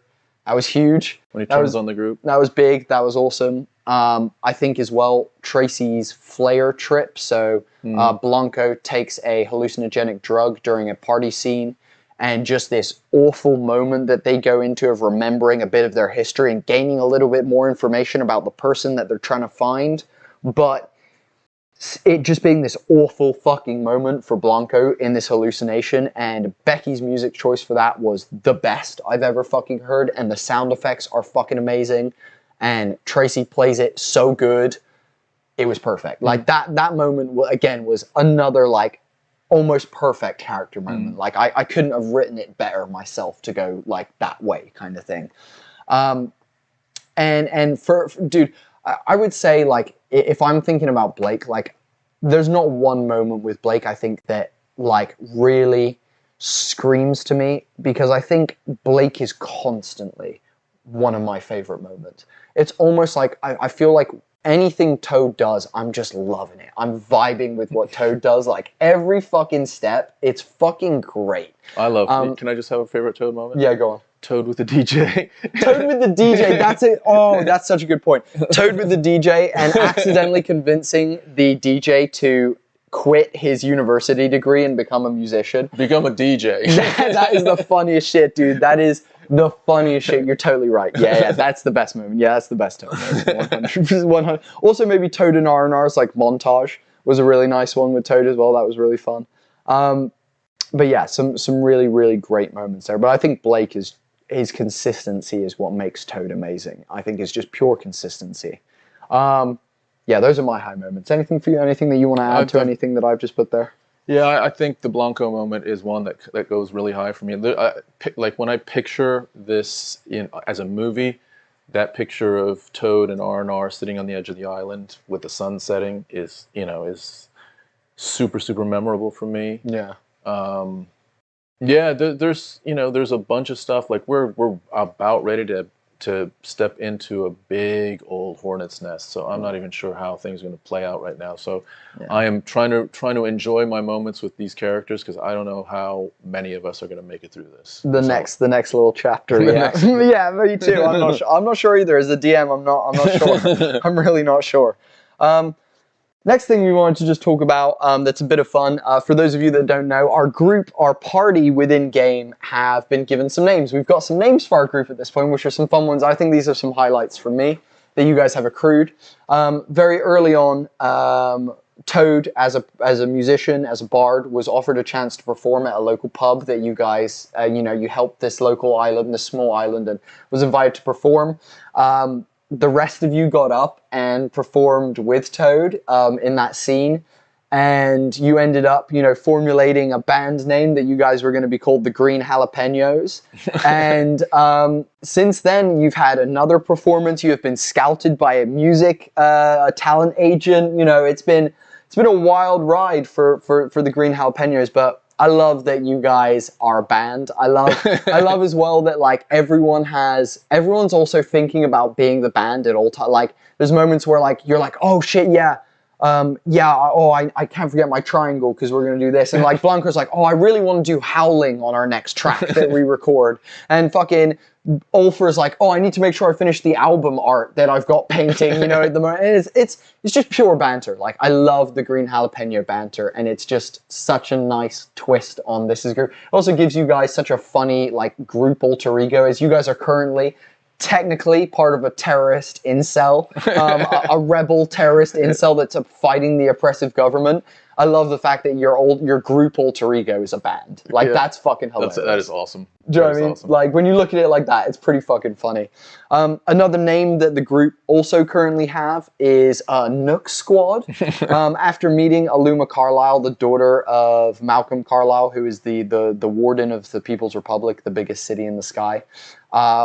they went to Uma's Nook and like became friendly with her and ended up, you know, calling themselves Nook Squad, which was a hilarious moment as well. And again, just establishing yourselves within the world, I think, a little bit more as well, which was nice, and connecting with an NPC was really, really nice. So yeah, just wanted to bring those two up because I think those are just great moments and some fun for people who didn't know. If you didn't know that our party is called the Green Jalapenos, or Nook Squad is another one. There are also the detective agency. If we really wanted to, like, it's Shelby Toad. Grey Wolf Limited detective agency but that doesn't include the rest of the group. Shelby is like handwritten in underneath yeah.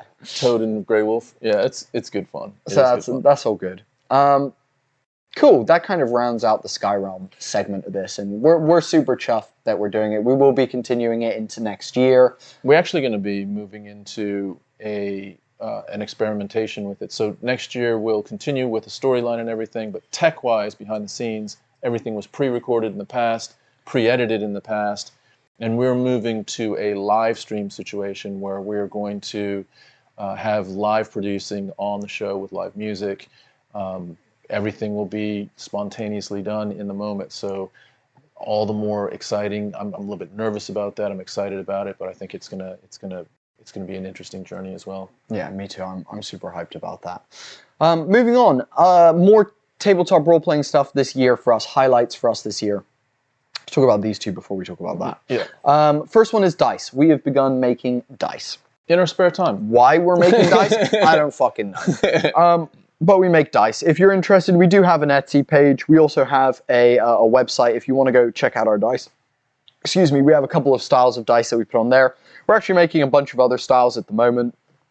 And we'll be pushing that a little bit more from like second quarter of next year onwards. We're going to be pushing our dice a little bit more.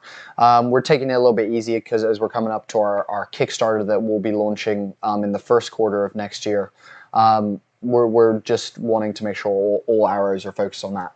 But the dice has been a crazy process. It's a fucking shit show. We have made there's probably 400 sets of dice that are in that fucking cabinet that are fucking useless, like absolutely fucking useless. And you know, that me and Tracy have been experimenting, making, and trying to find like combinations that work well, that are easy to replicate, you know, all that kind of stuff.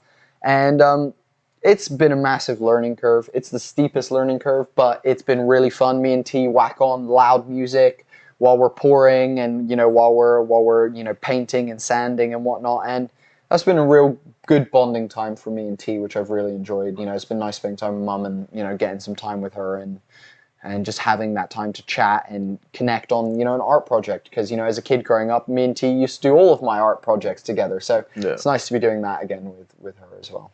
Yeah, and I think you have now settled on some replicable sets of styles that are really interesting and really cool, and I'm excited about that. So you guys have done a really good job with that. Appreciate that, and we're still working on it, and it's still growing. The amount of dice prototypes in the graveyard, by God, yeah, literally don't, dude. Like, there's got to be, oh fuck, man, we've got to have at least 500 individual dice in there at the moment. We got a cabinet ridiculous behind the camera there, and there's a whole shelf that's full of cups of different versions of that. This set is perfect except for this little fucking mutant. There's a tiny bubble in this mutant dice, and fuck that. Well, we can't do that. Yeah, but that's how it goes. So we'll be doing that a little bit more next year. Next thing is the TTFC.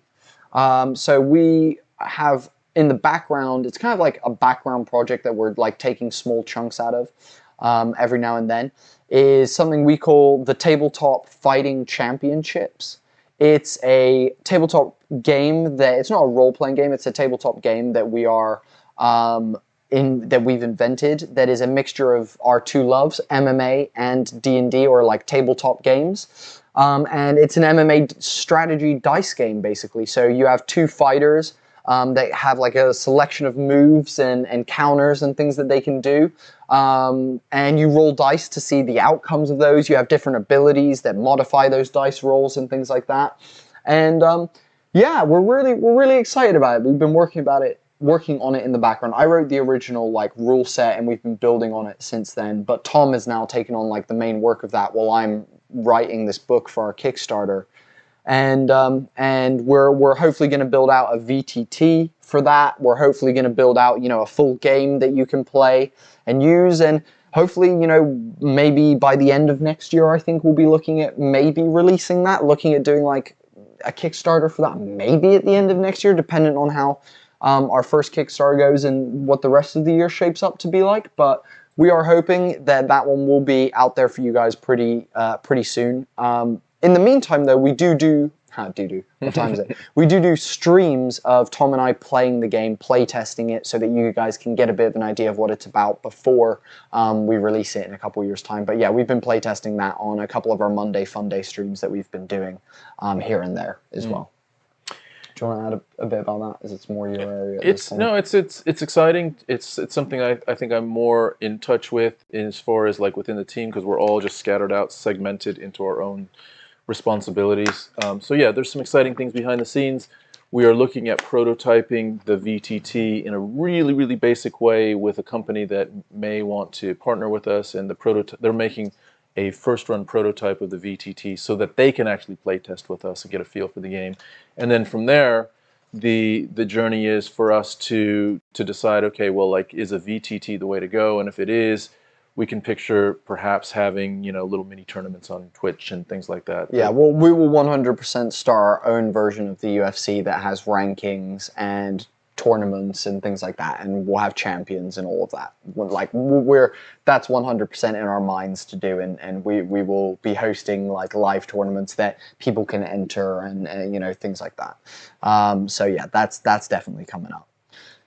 Big one. Big one. Last one on TTRPG. Last one on TTRPG. Before we move on to next year. So last one on TTRPG is, since May this year, we have been working on a Kickstarter that we will be releasing in April, March time of next year. The Kickstarter itself, it centers around airships and airship combat. It's not just those two things, though. It's a lot more. It's a whole new rule set that allows you to... So by a whole new rule set, I mean it's an overlay for Dungeons & Dragons 5th edition. We will hopefully, if the OSR and the OGL are allowed, we will adapt it to D&D 1 to 1 D&D, but if they're not, then we won't be able to do that, and you'll just have to, you know, utilize the rules that we have there and adapt them to 1 D&D in your own methods. But we hope to adapt them into 1 D&D for you guys as well. The Kickstarter will have everything from rules of how to navigate the 3-dimensional flying space, how to move your ship, how to build a ship, how to, you know, kit your players out with feats and abilities, downtime activities, air crew rules, you know, a bunch of different things that make this a full and interesting, swashbuckling, dynamic sky experience that you can customize and tailor to fit any setting, world, or anything like that.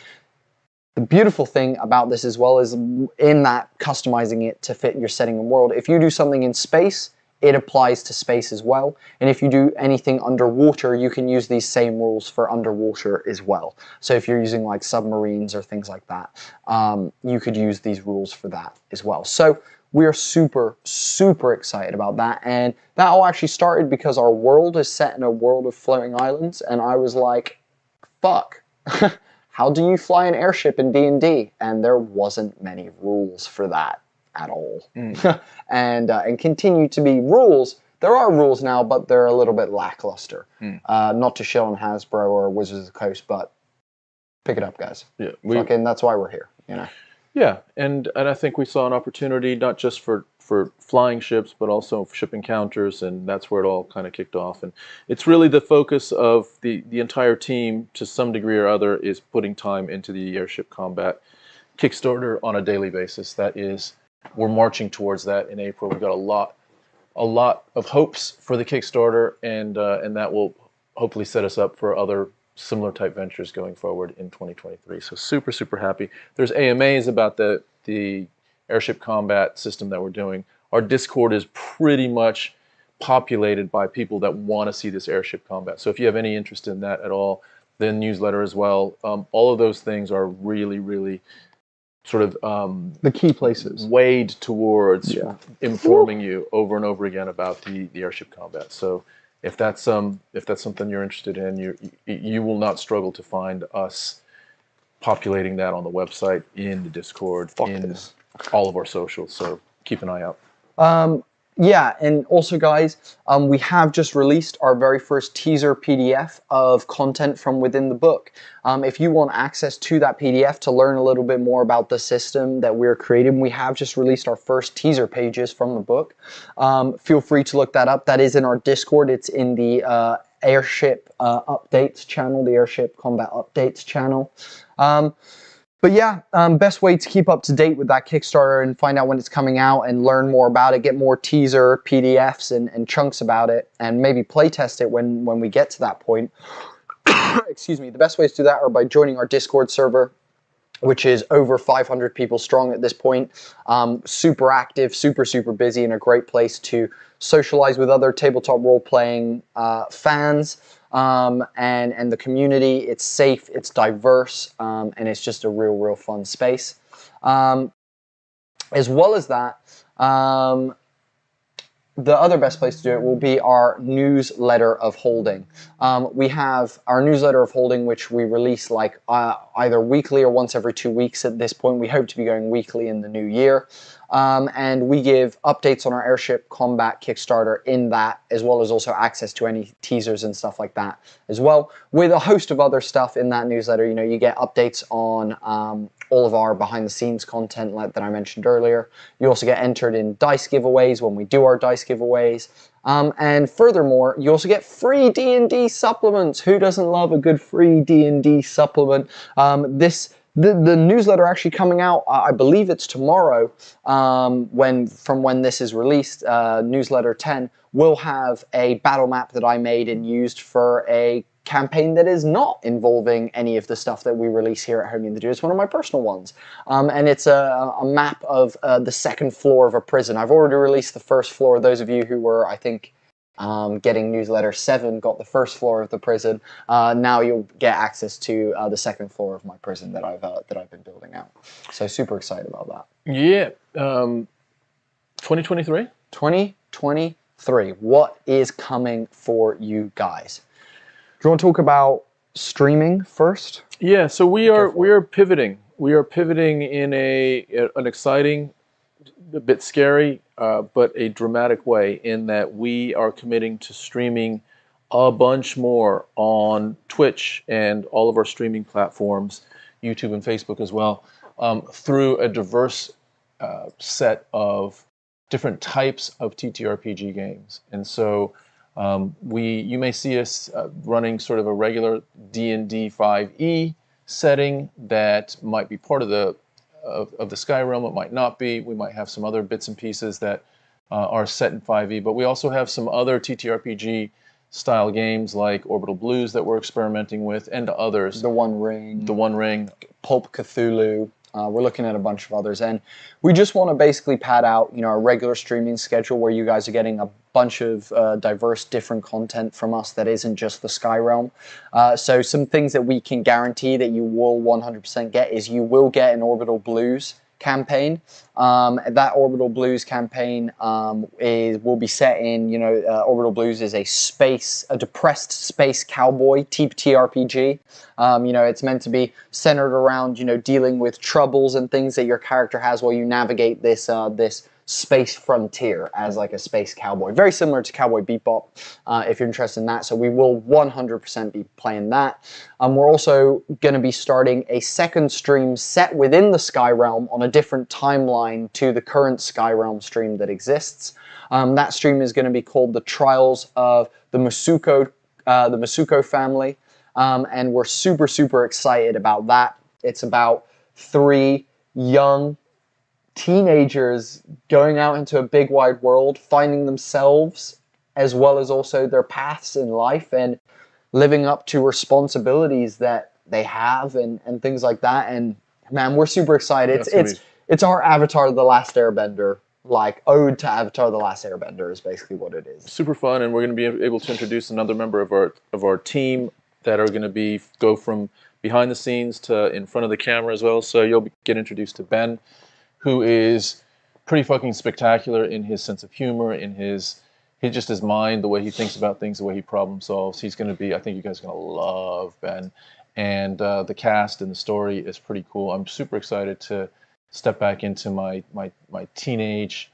That mindset will be really, really fun. So. It's interesting. You're playing a character very similar to Gio. You're playing a cleric again. Yeah. You're playing a cleric that is a bit like Shaky, which is interesting. It's kind of similar character, but very different world experiences and stuff they're going to have to deal with. And man, for those of you who have seen our AMAs and know a little bit about Night Deceivers, the giant Leviathan creatures that we have floating around in the sky that you will receive in the Airship Combat Kickstarter as part of our Creatures and Mounts chapter. This Leviathan-sized creature plays a big part in this campaign. It plays a massive part in this campaign, and we're very excited to dive into that. So that's some things you guys can be looking forward to. Not to mention, I'm sure you'll definitely see Blake, Amber, and Sam featuring in many of those upcoming streams. I'm more than certain they'll be recurring members of some of those streams as well. As of now, we are committed to our UFC live streams until further notice. It is a conversation that we have, but for now, they will be going on. We've got UFC 283 in January, and as they go, same with Cage Warriors. As of now, we will be at the next Cage Warriors events. We do think about it, and we do question the time that we have. That's it. The one limiting factor is how much time we have, and if we really need to dedicate our time to things like Kickstarters, it becomes a question of, okay, where are we getting the best utilization of our time versus our resources? So currently, we're gonna try to juggle all of it, but to be assessed as we go. Yeah. So our Front Row Live watch along parties will still very much be happening and still very much exist. Cool, moving on. We've already mentioned the Kickstarter, but just reiterating, we will be launching a Kickstarter in March, April time of next year. It's going to be centered around 5th edition airships and airship combat.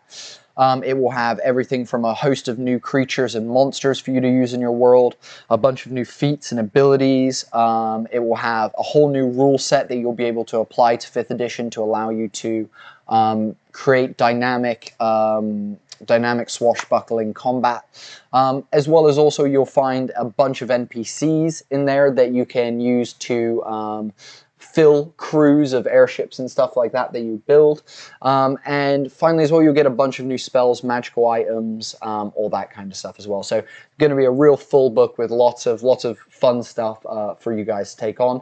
And we're just super hyped about that. Everyone who has contributed to, giving us ideas, working through stuff, being on those AMAs and asking us questions, getting us to think about this, and anyone who eventually supports the Kickstarter and playtests, we're so thankful that you've been along with us on this journey and have allowed us to do this and are working with us and being patient and waiting for all this stuff as we're continually working on it and releasing little bits at a time for you guys. So thank you for just being a part of that. Excuse me. Anything you want to say about? Are we winding down? Yeah, last couple bits. Yeah, I just want to thank you, dude. For what? Making the Kickstarter? For writing the Kickstarter? No. For being part of the Homie and the Dude co-team. I appreciate that, dude. Thanks for being my fucking teammate, father and son. Fucking, it's been a blast. This year's been, I think it's been the hardest year for my mental health in terms of work and drive and having to put myself to something. But it's also been the funnest year. It's been the best year. It's been a difficult year. It's been a year where we've been tired constantly. We've been tired constantly, and we've tried to figure out our space where we can find a way through. When you start a business in the social media galaxy, it's tough to negotiate, to navigate through and figure out, okay, how can we actually make this a thing? And each month we feel like we're more and more informed. And where we are today, we could never, ever, ever have conceived the strategy and the things that we emphasize today when we started. We've had to go through this journey of highs and lows and pitfalls and learning experiences that have been difficult and other learning experiences that have unlocked things for us. It's just been a really, really fulfilling journey that it continues to evolve. I guess that's the key, right? We are looking forward, but we're also right in the midst of the journey, which is what it's all about. So I just want to thank you, man. It's been I guess maybe the most rewarding thing I could have asked for in my latter years, to be able to do a big old project with you, and to be in the fire with you on a daily basis is pretty fucking cool for a dad. It's pretty fucking sick for me as well, dude. It's just been great being able to grow and develop as a person alongside you and have you there for that process, and be able to bounce off you. And I think we managed the team really well, and yeah, it's just been great. Last thing that I guess I'll say before we do some pluggy bits are, thank you all to anyone who watches this, anyone who watches anything we do, anyone who downloads any of our products, anyone who joins the Discord server, anyone who subscribes to the newsletter, which is completely free, and anyone who retweets, likes, anyone who joins me as a guest on any live streams that anyone else's live streams, anyone who just has been a part of our journey up until this point. Anyone, any of the regulars on the UFC stream, any of the fighters and Cage Warriors, Jack Mason, the promoters, we're so thankful to every single one of you, because, at the end of all of this, Tom and I are doing this off our own backs. We aren't making diddly dick money at the moment, and we put all of our time into this, and, we do this for you guys, and we do it for us so we can be passionate about the thing we work on, and we do it for you guys so that hopefully you get to know us and be part of an awesome community and a great, part of history that, hopefully, will exist for a long time. And yeah, just super chuffed for anyone who's taken part in this journey with us and been a part of that. Everyone who's been on the podcast, thank you guys. Thank you for allowing us to do this and allowing us to push through and giving us a reason to wake up day in and day out and continue doing this, year in and year out. And we really hope you enjoy the Kickstarter. We really hope you enjoy the new streams that will be coming out. We really hope that you've enjoyed Season 2, Homie and the Dude, Father and Son, TTRPG, MMA team. We hope you guys have a fucking amazing holidays if you are celebrating them. If you're not celebrating them, enjoy the fact that everyone else is and you can enjoy public spaces without them being busy. And enjoy the winter months. We really, really appreciate all you guys. If you do want to support us, everything that we offer is completely free of charge at the moment. So our newsletter is free. Joining our Discord is completely free. Subscribing to YouTube, to following on Twitch, all that kind of stuff. We want it to be so if you guys are interested, you guys can do so. Any one of those things helps us out massively and allows you to stay up to date with what we're doing and keep in the loop with the Homie and the Dude familia that you guys are. Otherwise, guys, thank you for such a great fucking year.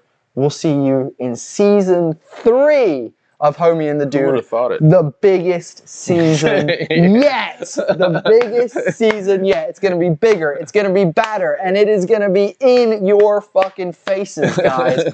We cannot wait. Thank you so much to absolutely everyone. Blake, shout out to you. Thanks for sticking around for the whole stream. And everyone else who's been in the chat today, thank you all. And we will catch you guys next year. One sec. Here, we're going to time this. You're going to press the end stream button as I do this. You ready? You ready? We're going to line this up. You ready? You press